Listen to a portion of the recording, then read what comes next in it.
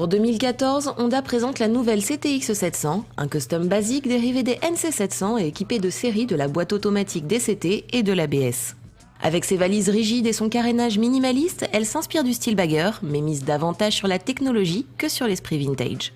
Accessible au permis A2, elle se veut économique et facile à conduire, alliant confort, technologie et expérience. Nous sommes donc bien sur un custom, avec une selle très basse, un grand guidon qui revient bien vers le pilote, et des commandes au pied avancées, mais sans exagération, même les petites jambes peuvent les atteindre. Donc la protection reste minimale, à vrai dire c'est un petit peu comme si on roulait sur un roadster. Le petit saut de vent fait son office jusqu'à une certaine vitesse. Mais en fait, on se prend bien tout dans la poire. Et les jambes, quant à elles, restent vraiment bien exposées. Mais c'est aussi ça l'esprit custom.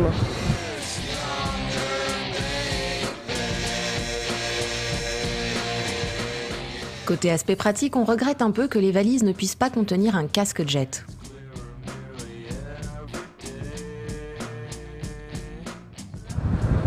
Pour la circulation interfile, bien sûr, les valises gênent un petit peu. Une fois qu'on a pris la mesure de leur largeur, pas de problème. De toute façon, on peut aussi très bien les enlever. Donc ça résout le problème. On regrette également l'absence de béquille centrale, puisqu'ici pas de courroie, mais une chaîne à entretenir. La Honda CTX 700 est équipée d'un frein de parking au guidon gauche, facile d'emploi et pratique. On trouve aussi un espace de rangement capable d'accueillir un téléphone sous la trappe qui dissimule le bouchon de réservoir. Le tableau de bord tout numérique se révèle suffisamment lisible et complet, manque peut-être un indicateur de consommation moyenne. La CTX 700 embarque donc la boîte automatique à double embrayage DCT de deuxième génération et traînée sur les NC 700.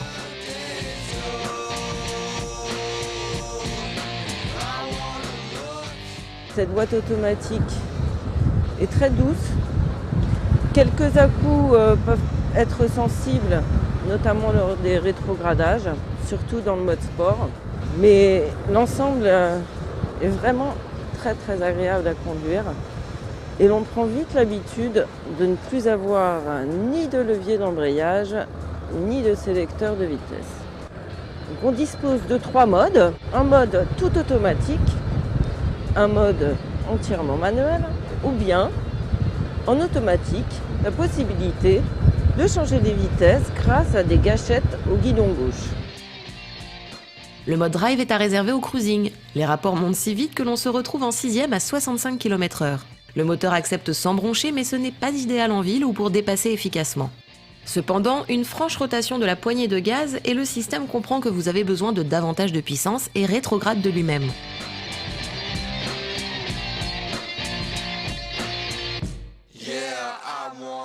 Le bicylindre en ligne de 670 cm3 privilégie le couple à bas et moyen régime avec une puissance et un couple maxi de 47,5 chevaux à 6250 tours minute et de 60 Nm à 4750 tours minute.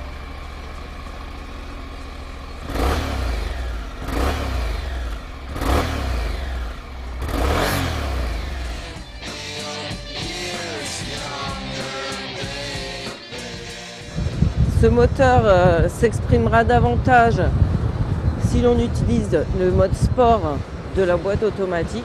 Dans ce mode sport, les vitesses montent moins vite et l'on peut profiter davantage de l'accélération et donc du couple.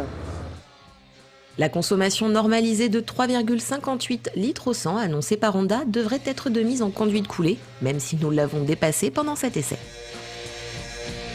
Du custom encore pour les suspensions, avec une fourche très souple, un amortisseur arrière lui aussi très souple, sans que cette souplesse générale ne pénalise la tenue de route. Côté freinage, on est encore une fois dans le custom, l'avant et l'arrière étant très progressifs. Alors attention, l'ABS se déclenche assez fréquemment à l'arrière. Donc on fera attention à bien doser l'ensemble, surtout qu'il n'y a pas de freinage couplé sur cette CTX. En tout cas, elle affiche vraiment une belle maniabilité, notamment grâce à son centre de gravité placé très bas.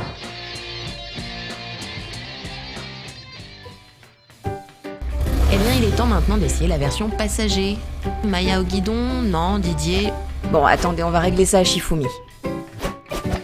Ah bah voilà, c'est Didier qui a gagné. Allez Maya, derrière, et c'est parti! Voilà, j'ai joué, j'ai perdu, donc j'ai dû laisser le guidon. Voilà, la selle est pas très épaisse et pas très longue. Les poignées, bon, sont assez larges, mais en revanche, elles sont un peu reculées, donc ce qui fait qu'on a les bras tout le temps tendus. Bref, vous l'aurez compris, le passager préférera que la balade ne dure pas trop longtemps.